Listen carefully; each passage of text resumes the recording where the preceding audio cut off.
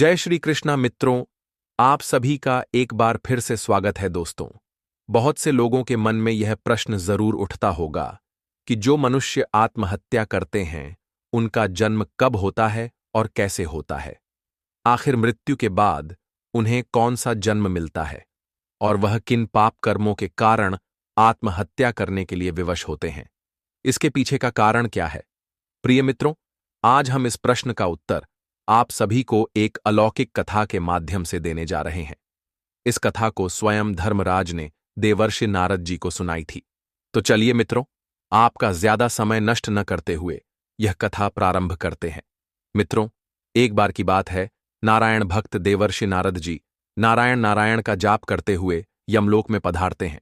नारद जी को आता हुआ देख यमराज बहुत प्रसन्न हो जाते हैं और नारद जी से कहते हैं, हे मुनिश्रेष्ठ, यमलोक में आपका स्वागत है। कहिए, आज किस प्रयोजन से यमलोक में आना हुआ। अवश्य ही आप कोई महत्वपूर्ण समाचार लेकर आए होंगे। यमराज के मुख से यह बात सुनकर देवर्षि नारद जी हाथ जोड़ते हुए कहते हैं, हे सूर्यतनय, हे दंडधारक, मैं आपको सर्वप्रथम प्रणाम करता हूं। आज मैं आपके पास कोई समाचार लेकर नहीं आया हूं।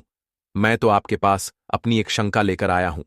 कृपया आप मेरी इस शंका का निवारण कीजिए और मेरे इस व्यथित मन को शांत कीजिए।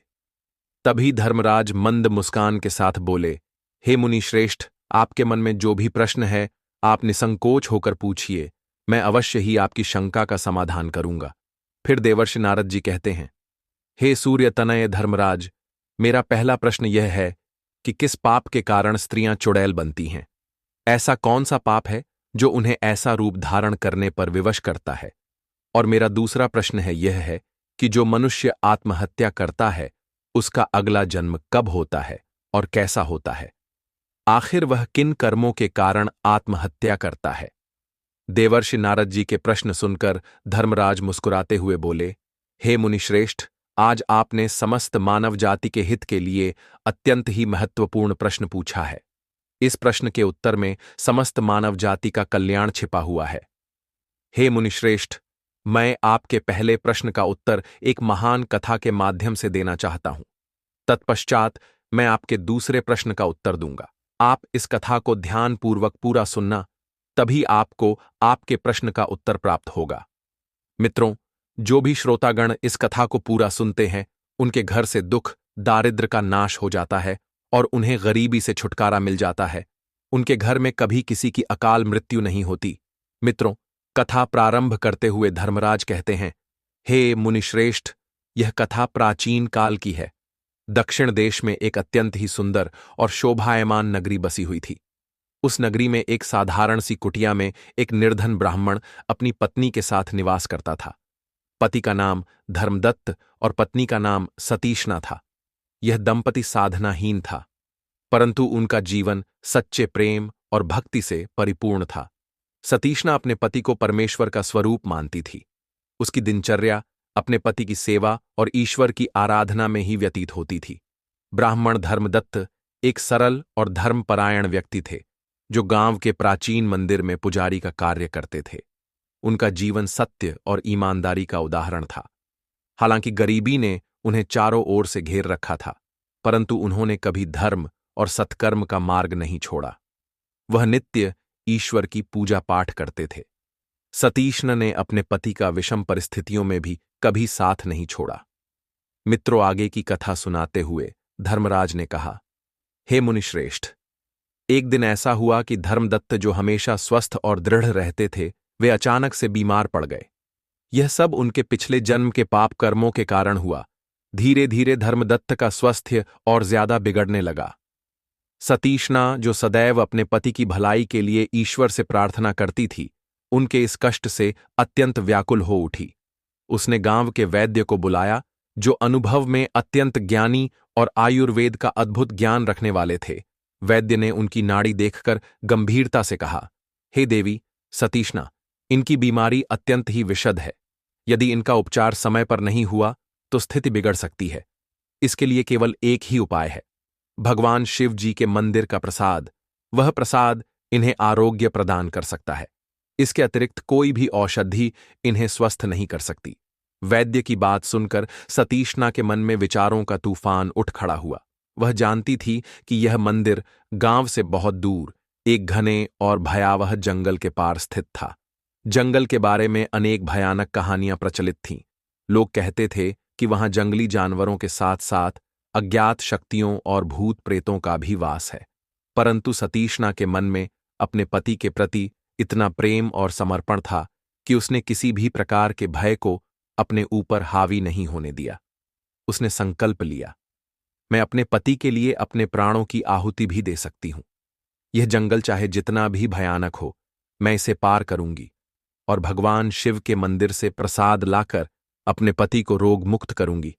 अपने मन में दृढ़ निश्चय करके सतीशना मंदिर से प्रसाद लाने के लिए घर से निकल पड़ी।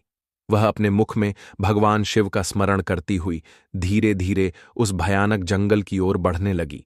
जैसे ही वह जंगल के पास पहुंची, उसकी दृष्टि वहां के भयावह दृश्य पर पड़ी। यह कोई साधारण जंगल नहीं था। यह मानो एक ऐसा स्थान था जहां प्रकृति अपने सबसे भयानक रूप में विद्यमान थी। चारों ओर बड़े बड़े वृक्ष खड़े थे। उनकी विशाल शाखाएं मानो आकाश को जकड़ रखा हो। उन विशालकाय वृक्षों की टेढ़ी मेढ़ी शाखाओं से बेलें इस प्रकार से लटक रही थीं, मानो किसी अदृश्य ताकत ने उनका उच्चाटन कर रखा हो। छाया इतनी सघन थी कि सूर्यदेव की किरणें भी वहां पहुंचने से डरती थीं। हर झाड़ी के पीछे कुछ था, पर वो जानवर नहीं था। उसकी कोई काया नहीं थी, केवल उपस्थिति थी। जंगल पर अंधकार ऐसे फैला था मानो सूर्यदेव ने खुद उसे त्याग दिया हो। जंगल की हवा में सड़े पत्तों, गीली मिट्टी और किसी अनजानी चीज की गंध घुली थी। कुछ ऐसा जो जीवन नहीं, सिर्फ मृत्यु की आहट दे। यह गंध किसी मृतप्राय स्मृति की तरह थी जो चेतना को असहज कर दे। और फिर वो अजीब सी शांति जो शांति नहीं, एक छिपा हुआ शोर था। एक ऐसा सन्नाटा जो चीख से भी अधिक भयावह था, जैसे हर चीज सांस रोककर किसी अनहोनी का इंतजार कर रही हो। बीच बीच में कहीं उल्लू की तीखी चीख कहीं दूर से आती। सियार की हंसी, इन सब ने मिलकर उस मौन को और गहरा कर दिया था। जंगल जीवित था, पर अपनी खामोशी में किसी छुपी हुई चेतना के साथ। इस जंगल के मध्य भाग में एक स्थान था जिसे गांव के लोग कभी देखने का साहस नहीं करते थे। यही वह स्थान था जहां 7 चुड़ैल निवास करती थी। यह स्थान घने वृक्षों और कंटीली झाड़ियों से घिरा हुआ था। वहां का वातावरण सामान्य से भी अधिक अजीब था। वृक्षों की जड़ें मानो जमीन से बाहर निकलकर किसी शिकार की प्रतीक्षा कर रही हो। इन चुड़ैलों का वर्णन सुनकर ही लोगों के रोंगटे खड़े हो जाते थे। उनकी आंखें अग्नि की लपटों के समान धधकती थीं और उनमें क्रूरता तथा भय का ऐसा सम्मिश्रण था कि कोई भी उनकी आंखों को प्रत्यक्ष रूप से देखने की हिम्मत नहीं कर सकता था। उनके लंबे नुकीले नाखून और झुलसे हुए बाल उनकी विकराल रूप को और अधिक भयानक बना देते थे। उनकी हंसी जंगल के भयावह सन्नाटे को चीरती हुई दूर दूर तक सुनाई देती थी। वे चुड़ैल किसी मानव के अस्तित्व को सहन नहीं कर सकती थीं। जैसे ही कोई मनुष्य उस जंगल के पास पहुंचता, वे उसे अपना शिकार बनाने के लिए तैयार हो जाती थीं। उनकी पिशाचिनी प्रवृत्ति और भूख उन्हें और भी क्रूर बना देती थी। जंगल के इस हिस्से को लोग मृत्यु का घर कहते थे, क्योंकि वहां से कोई जीवित नहीं लौटता था। सतीशना इन सब के बारे में जानती थी, फिर भी उसका मन विचलित नहीं हुआ। वह दृढ़ निश्चय और भगवान शिवजी के नाम का जाप करते हुए उस भयानक जंगल में प्रवेश कर गई। उसकी हर सांस में भगवान शिव का स्मरण था। जैसे ही सतीशना जंगल के भीतर पहुंची, उसकी उपस्थिति ने वहां के भयानक वातावरण को एक नया रूप दे दिया। उसकी शांत और दृढ़ चाल, उसके चेहरे पर ईश्वर के प्रति अटूट विश्वास और उसके मन में बसी निडरता ने उसे किसी दिव्य तेजस्वी व्यक्तित्व जैसा बना दिया। लेकिन सतीशना के इस तेज से अज्ञानी चुड़ैलों की क्रूर प्रवृत्ति और भूख भड़क उठी। चुड़ैलों का ठिकाना जंगल के सबसे अंधेरे हिस्से में था, जहां से वे हर आने जाने वाले पर नजर रखती थीं। जब उन्होंने सतीशना को देखा तो उनकी पिशाचिनी आंखें खुशी से चमक उठीं और वह प्रसन्नता से जोर जोर से चिल्लाकर नाचने लगी और आपस में बात करते हुए बोली, देखो, जंगल में कौन आ रहा है? हमारा भोजन स्वयं चलकर आया है, इसे खाकर हमारी भूख मिट जाएगी। तभी दूसरी चुड़ैल तृष्णा ने उसकी ओर इशारा करते हुए कहा, तुमने ठीक कहा, इसे देखो, इसकी त्वचा कैसी दमक रही है, इसका मांस बहुत ही स्वादिष्ट होगा। तभी तीसरी चुड़ैल वर्जना, जो सबसे ज्यादा क्रूर थी, अपनी पिशाचिनी हंसी हंसते हुए बोली, इसकी आंखों में कोई डर नहीं है। यह हमें चुनौती देने आई है, लेकिन जब हम इसे अपने नाखूनों से चीर कर खाएंगे तो यह भी जान जाएगी कि इस जंगल से कोई बच नहीं सकता। चौथी चुड़ैल क्रूरकाया, जिसने कभी भी कोई मानव नहीं छोड़ा था, लालच से चिल्लाई, मुझे इसका रक्त चाहिए। इसका रक्त गर्म और ताजा होगा। यह हमारे क्रोध और भूख को शांत करने के लिए पर्याप्त है। उसकी यह बात सुनकर पांचवी चुड़ैल श्मशाना ने उन सब की ओर इशारा करते हुए कहा, देखो, इसका चेहरा कितना शांत है। मुझे यह पसंद नहीं। मुझे इसकी शांति को अपने क्रोध से कुचलने का आनंद मिलेगा। इसे हम सब मिलकर खाएंगे। उन सबको रोकते हुए छठी चुड़ैल दर्पणा, जो चालाक थी, उसने कहा, ठहरो, यह स्त्री साधारण नहीं लगती। इसके साथ कुछ अदृश्य शक्ति है। इसे खाने से पहले हमें देखना होगा कि यह यहां क्यों आई है। पर सच कहूं तो मेरी भूख मुझे सोचने नहीं दे रही। सातवीं चुड़ैल निशिबाला, जो सबसे वृद्ध थी और बाकी की तुलना में अधिक अनुभवी थी, उसने कहा, मुझे इसकी आत्मा की गंध आ रही है। यह शुद्ध है, बहुत शुद्ध। ऐसी आत्मा हमें सदियों में एक बार मिलती है। अगर इसे खा लिया तो हमें अद्वितीय शक्ति मिल सकती है, लेकिन यह भी हो सकता है कि इसका तेज हमें नष्ट कर दे। हमें पहले इसे परखना चाहिए। उसकी बात सुनकर क्रूरकाया ने अपनी पिशाचिनी हंसी हंसते हुए कहा, कैसा तेज? हमारे सामने यह तेज टिक नहीं पाएगा। इस जंगल में केवल हमारा राज चलेगा है। अब इसे खाने में हमें विलंब नहीं करनी चाहिए मित्रों। इतना कहकर वे सभी आपस में सतीशना का भक्षण करने की बात करने लगी। लेकिन सतीशना अपने मन में भगवान शिव का नाम जपती हुई, बिना रुके और बिना डरे, सीधे उनकी ओर बढ़ती चली जा रही थी। जंगल का भयावह वातावरण, चुड़ैलों की भयानक हंसी और उनकी क्रूरता का कोई प्रभाव सतीशना पर नहीं पड़ा। जैसे जैसे वह उनके पास पहुंच रही थी, उसकी उपस्थिति से जंगल में एक अजीब सी पवित्रता का संचार होने लगा। ऐसा लग रहा था मानो उसके कदमों के साथ ही भगवान शिव का आशीर्वाद उस भयानक स्थान को शुद्ध कर रहा हो। चुड़ैलों ने जैसे ही सतीशना के समीप आते हुए चेहरे की ओर देखा, वे ठिठक गई। उसकी शांत मुख मुद्रा और आंखों में बसे दिव्य तेज ने उन्हें विचलित कर दिया। उनकी ज्वलंत आंखें, जो अभी तक उसे शिकार के रूप में देख रही थी, अचानक से बुझ गई। पहली चुड़ैल मिथकाया ने दबी आवाज में कहा, ये कौन है? इसकी आंखों में तो कोई डर ही नहीं है। ये कोई साधारण स्त्री नहीं लग रही। उसकी ये बात सुनकर दूसरी चुड़ैल तृष्णा, जो अभी तक सबसे अधिक क्रूरता से बात कर रही थी, अचानक चिंतित होकर बोली, मैं इसकी ओर बढ़ नहीं पा रही। यह कैसी दिव्य शक्ति है जो हमारे कदमों को बांध रही है? तीसरी चुड़ैल वर्जना ने धीरे से कहा, इसका तेज हमारी भूख को दबा रहा है। यह कैसे संभव है? ऐसी स्त्री हमने पहले कभी नहीं देखी। चौथी चुड़ैल क्रूरकाया, जिसने हमेशा अपनी शक्ति पर घमंड किया था, वह भी भय के कारण डरते हुए बोली, मुझे ऐसा लग रहा है मानो मेरे भीतर कुछ बदल रहा है। ये स्त्री हमारे पास कैसे आई? इसकी शक्ति हमें कमजोर कर रही है। पांचवी चुड़ैल श्मशाना ने सिर झुका लिया और कहा, मुझे ऐसा प्रतीत हो रहा है मानो मेरे पाप मेरे सामने आ रहे हैं। यह स्त्री हमें नष्ट कर सकती है। यह कोई साधारण स्त्री नहीं है। यह मुझे कोई दिव्य शक्ति प्रतीत हो रही है। तभी उसकी हां में हां मिलाते हुए छठी चुड़ैल दर्पणा, जो सबसे चतुर थी, उसने डरते हुए कहा, यह स्त्री निडर है। यह केवल भक्ति और तप का प्रभाव है जो हमारी बुरी शक्ति को प्रभावित कर रहा है। यह स्त्री हमें चेतावनी देने आई है।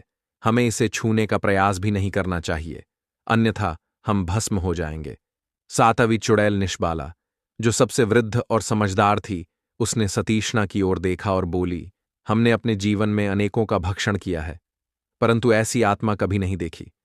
इसका तेज, इसकी भक्ति और इसकी निडरता हमारे क्रूर हृदय को बदल रही है। शायद यह हमें समझाने आई है ना, कि हमें नष्ट करने।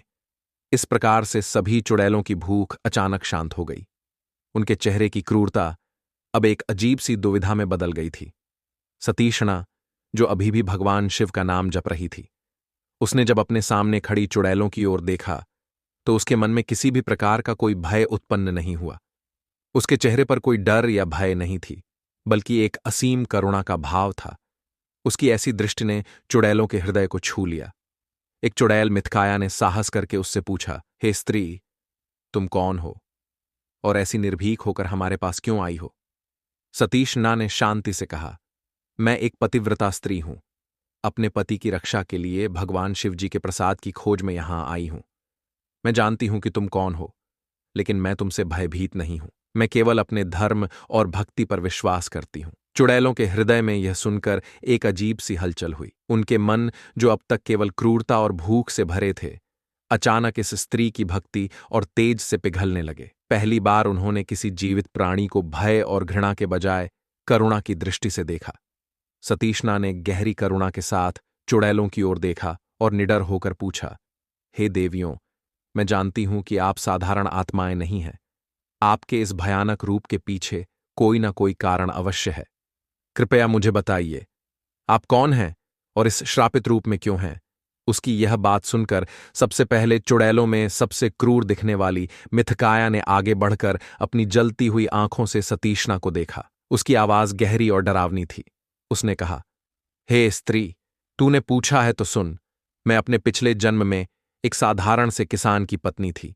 मेरा पति मुझसे प्रेम करता था, लेकिन मैंने उसके साथ विश्वासघात किया। मैंने पराये पुरुष से संबंध बनाए और अपने पति के साथ विश्वासघात किया। मेरा यह पाप इतना बड़ा था कि मेरी मृत्यु के बाद मुझे यमराज ने चुड़ैल योनि में डाल दिया। अब मैं इस जंगल में भूखी और व्याकुल आत्मा बनकर भटकती हूं, लेकिन मुझे तृप्ति कभी नहीं मिलती। हर क्षण मेरा हृदय जलता रहता है। इसके बाद दूसरी चुड़ैल तृष्णा, जिसने सबसे अधिक क्रूरता का परिचय दिया था, सामने आई। उसकी आंखों में एक गहरी पीड़ा थी। उसने भारी स्वर में कहा, हे स्त्री, मैं अपने पिछले जन्म में एक ब्राह्मण की पत्नी थी। मैंने एक पुत्री को जन्म दिया था, लेकिन मैंने अपने ही पुत्री का जीवन समाप्त कर दिया। एक दिन मेरी नवजात बेटी रो रही थी। उसके रोने से परेशान होकर मैंने क्रोध में आकर उसे कुएं में फेंक दिया। वह चीखती रही, पर मैंने उसकी चीख को अनसुना कर दिया। मेरी मृत्यु के बाद उस मासूम की आत्मा की पीड़ा मेरे पाप का कारण बनी और मेरा वही पाप कर्म फलित होकर मुझे इस रूप में मिला। फिर तीसरी चुड़ैल वर्जना, जिसका रूप सबसे अधिक डरावना था, आगे बढ़ी। उसके बड़े बड़े डरावने केश हवा में लहरा रहे थे।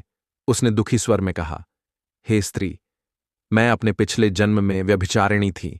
मैं नगर में इधर उधर घूमती थी। मैंने अपने शरीर की भूख मिटाने के लिए अनेक पुरुषों के साथ संबंध बनाया। मैंने सारा जीवन अपने पति की आज्ञा की अवहेलना की। मेरा जीवन अनैतिकता और तृष्णा से भरा था। मैंने धर्म और मर्यादा की हर सीमा तोड़ी। मेरे पापों का अंत नहीं था। मेरी मृत्यु के बाद मेरे कर्मों ने मुझे इस जंगल में श्रापित आत्मा के रूप में कैद कर दिया। अब मैं यहां भटकती हूं। इसके बाद चौथी चुड़ैल क्रूरकाया, जो अब तक शांत खड़ी थी, आगे आई। उसके चेहरे पर पछतावा और अपराध बोध झलक रहा था। उसने धीमे स्वर में कहा, हे स्त्री, मैंने पूर्व जन्म में धर्म का अपमान किया था। मैंने मासिक धर्म के दौरान भगवान की पूजा की और उसी अवधि में अपने पति संग सहवास किया। मैं जानती थी कि यह धर्म और मर्यादा के विरुद्ध है, फिर भी मैंने ऐसा दुष्कार्य किया। मेरे इस पाप के कारण मुझे यह भयानक रूप मिला। फिर पांचवी चुड़ैल, जिसका नाम शमशाना था, गहरी सांस लेते हुए आगे बढ़ी। उसकी आवाज में दर्द और क्रोध का मिश्रण था। उसने कहा, हे स्त्री, मैं पूर्व जन्म में एक स्वार्थी और क्रोधी स्त्री थी। मैंने अपने पति की हत्या की। उसने मुझसे प्रेम किया, परंतु मैंने उसके प्रति घृणा और लालच से उसका अंत कर दिया। मैंने दूसरे पुरुष के साथ मिलकर अपने पति को विष दिया और उसके धन पर अधिकार कर लिया, परंतु मेरी आत्मा कभी शांति नहीं पा सकी। मेरी मृत्यु के बाद मुझे इस रूप में श्रापित किया गया। अब मैं हर दिन उस भयानक कार्य को याद करके तड़पती हूं। उसके बाद छठी चुड़ैल दर्पणा पूर्व जन्म का वृत्तांत सुनाते हुए बोली, हे स्त्री, मैंने अपने जीवन में सदैव भगवान का और द्वार पर आए हुए अतिथियों साधु महात्माओं का अपमान किया है। मैंने क्रोध में आकर आंगन में लगे हुए तुलसी के पौधे को उखाड़कर फेंक दिया था, जिसे मेरी मां ने प्रेमपूर्वक लगाया था। मुझे यह समझ नहीं आया कि वह तुलसी भगवान विष्णु की कृपा का प्रतीक थी। इस पाप के कारण मुझे यह श्राप मिला। अब मैं यहां भटकती हूं। अपने कृत्य पर पश्चाताप करती हुई अंत में सबसे वृद्ध और समझदार चुड़ैल निशिबाला सहजता से आगे आई। उसकी आवाज में थकावट और गहरी पीड़ा थी। उसने कहा, हे स्त्री, मैं अपने पिछले जन्म में एक गर्भवती स्त्री थी। मेरा जीवन कठिनाइयों से भरा था। मेरे पति ने मुझे छोड़ दिया था और समाज ने मुझे अपमानित किया। मेरी आत्मा इन सभी कष्टों से हार गई और मैंने गर्भावस्था में ही आत्महत्या कर ली। मेरे साथ मेरे गर्भ में पल रहे उस निर्दोष जीवन का भी अंत हो गया। यही मेरा सबसे बड़ा पाप था। अब मैं इस जंगल में श्रापित आत्मा बनकर भटकती हूं। इस प्रकार से सभी चुड़ैलों ने अपने पाप और पीड़ा को साझा कर दिया। सतीशना ने उन चुड़ैलों के पूर्व जन्मों का वृत्तांत सुनकर गहरी करुणा महसूस की। उनके पाप और उनकी पीड़ा ने उसका हृदय द्रवित कर दिया। उसने उनके दुख को समझते हुए धीरे से कहा, हे देवियों, तुम सभी ने अपने पिछले जीवन में जो भी बुरे कर्म किए हैं उसका परिणाम आज तुम सब भुगत रही हो।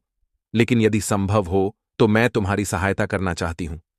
क्या कोई ऐसा उपाय है जिससे तुम्हें इस श्राप से मुक्ति मिल सके? चुड़ैलों में से सबसे वृद्ध और समझदार निशिबाला ने करुण आवाज में कहा, हे सतीशना, यदि कोई हमारी सहायता कर सकता है तो वह इस वन में स्थित एक दिव्य वृक्ष राज है।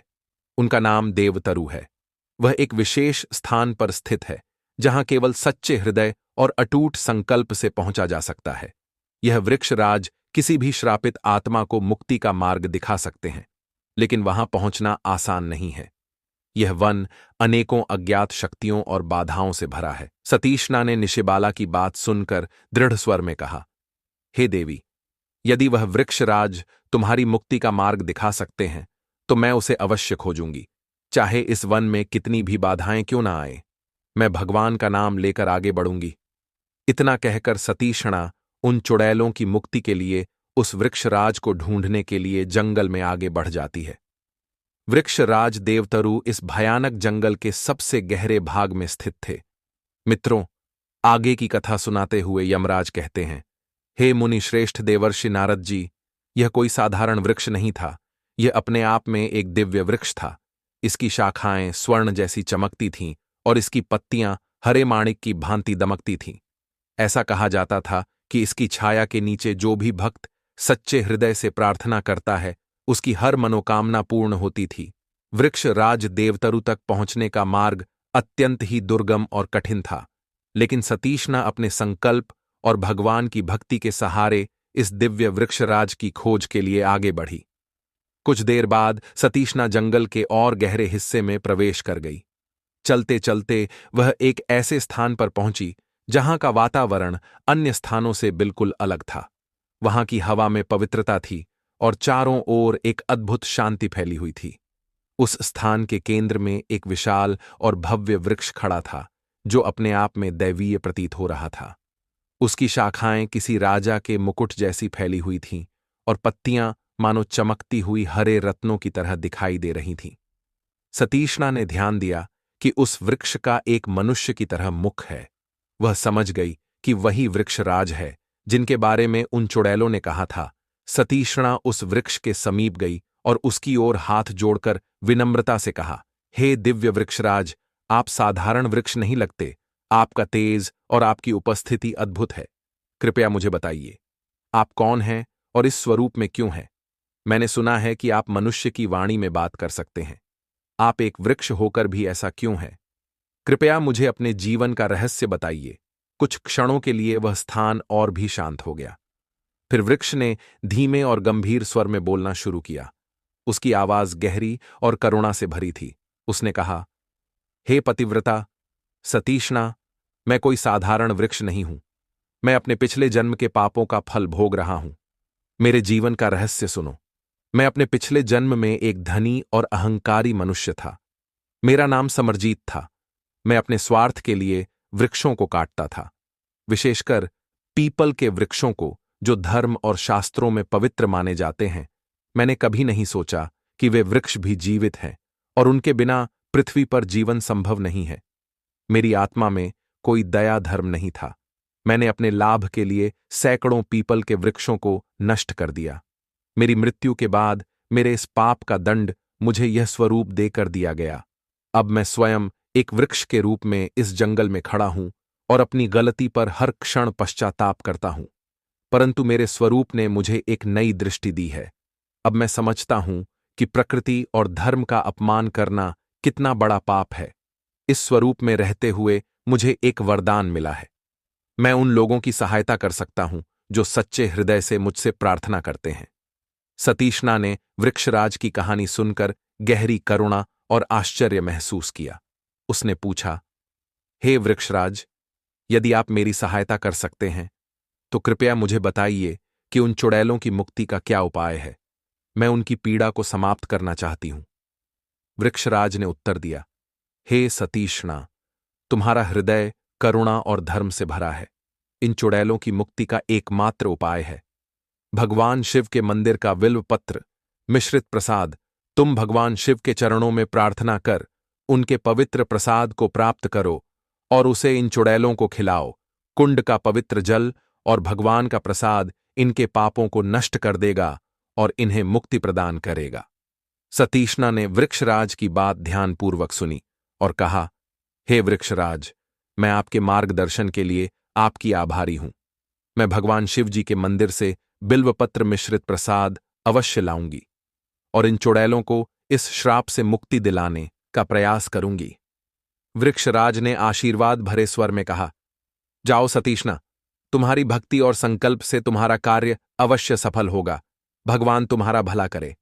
सतीशना ने हाथ जोड़कर वृक्षराज को प्रणाम किया और भगवान शिव जी का नाम जपते हुए उस दिव्य मार्ग पर आगे बढ़ने लगी जहां उसकी भक्ति और साहस उसे मंदिर की ओर ले जा रहे थे। सतीशना ने वृक्षराज से मार्गदर्शन पाकर भगवान शिव के मंदिर की ओर प्रस्थान किया। जंगल के बीचों बीच स्थित वह मंदिर मानो स्वयं भगवान की कृपा का एक दिव्य केंद्र था। प्रभात के सुनहरे प्रकाश से दमकता हुआ वह मंदिर जैसे स्वयं स्वर्ग से उतरा कोई देवस्थान हो। उसके ऊंचे ऊंचे शिखर आकाश को स्पर्श करते हुए प्रतीत हो रहे थे, मानो वे ईश्वर से संवाद कर रहे हों। चारों ओर घंटियों की मधुर ध्वनि गूंज रही थी, जैसे आकाश में देव और गंधर्व झंकार कर रहे हों। मंदिर के गर्भगृह में विराजमान भगवान की मूर्ति इतनी दिव्य थी कि उसकी आंखों में झांकते ही मन का सारा भार हल्का हो जाता है। ऐसा अद्भुत दृश्य देखकर सतीशना भाव विभोर हो गई। मंदिर के समीप एक कोने में बेल का एक दिव्य पौधा स्थापित था, जिसकी पत्तियां चमकती हुई प्रतीत हो रही थीं। लोग कहते थे कि यह बेल का पौधा स्वयं भगवान शिव जी की कृपा से सजीव है। वहीं पर एक छोटा सा कुंड था जिसमें अमृत के समान जल भरा हुआ था। यह जल भक्तों के लिए पवित्र प्रसाद तैयार करने में उपयोग होता था। सतीशना ने गर्भगृह में प्रवेश कर भगवान शिव जी के चरणों में सिर झुका दिया। उसने प्रार्थना करते हुए कहा, हे भगवान, कृपया मेरी सहायता करें। मैं इन श्रापित आत्माओं को मुक्ति दिलाने के लिए आपका प्रसाद प्राप्त करना चाहती हूं। मेरे पति के लिए भी आपकी कृपा चाहिए। सतीशना के इतना कहते ही एक हल्का सा हवा का झोंका आया और उसके आंचल में कुछ बेलपत्र स्वयं से टूट कर आ गए। यह देखकर सतीशना की आंखों में आंसू आ गए। उसने भगवान शिव जी को प्रणाम किया और कुंड से जल लेकर मंदिर से बाहर निकल आई। सतीशना ने जल और प्रसाद के रूप में प्राप्त बेलपत्र लेकर सीधे देवतरु वृक्ष के पास पहुंची। वहां पहुंचकर उसने जल को अपने हाथों में लिया और भगवान का नाम लेकर श्रद्धा के साथ वृक्षराज पर छिड़क दिया। जैसे ही जल वृक्षराज पर पड़ा, एक अद्भुत घटना घटी।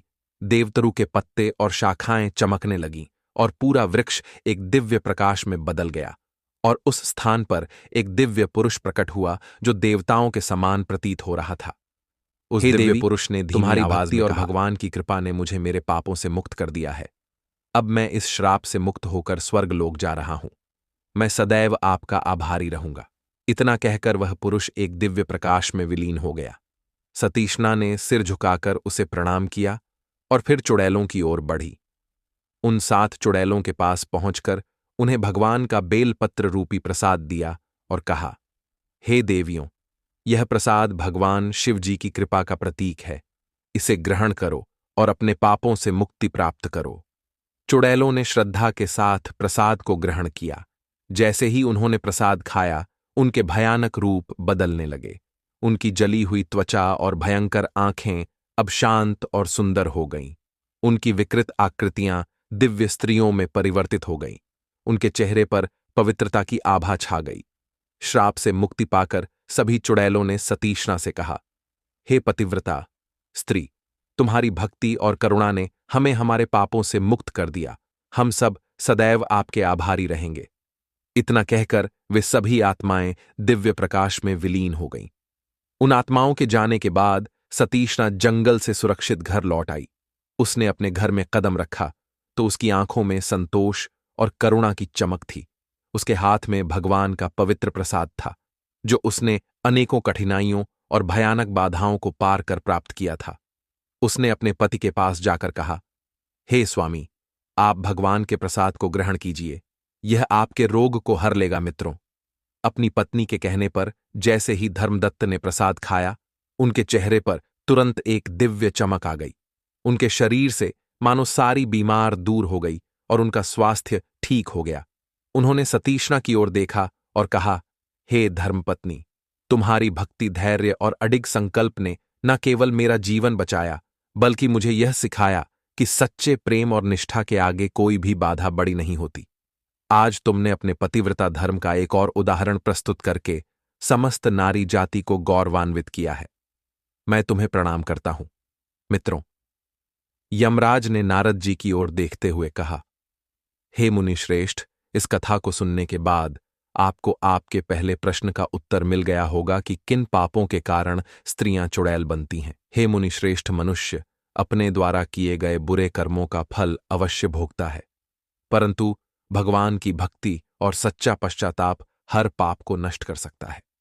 हे मुनिश्रेष्ठ, अब मैं आपके दूसरे प्रश्न का उत्तर देता हूं कि जो मनुष्य आत्महत्या करता है, उसका अगला जन्म कब होता है और कैसा होता है, आखिर वह किन कर्मों के कारण आत्महत्या करता है। तो सुनिए मुनिश्रेष्ठ, आज मैं आपको इस गूढ़ सत्य से अवगत कराने जा रहे हैं। हे मुनिवर, जब मनुष्य आत्मज्ञान से विमुख हो जाता है और उसे जीवन केवल कष्टों का समुच्चय लगता है, तब उसका मन दुर्बल पड़ जाता है। वह सोचता है कि मृत्यु से मुक्ति मिल जाएगी, परंतु उसकी यह सोच ही उसके लिए सबसे बड़ा भ्रम होता है। जो आत्मा अपने हाथों से जीवन का परित्याग करती है, वह न केवल शरीर छोड़ती है, बल्कि स्वयं को यम धर्म के विरुद्ध ले जाकर खड़ा कर देती है। हे मुनिश्रेष्ठ, जब कोई आत्मा आत्महत्या करती है, तो वह न मृत कहलाती है और न जीव।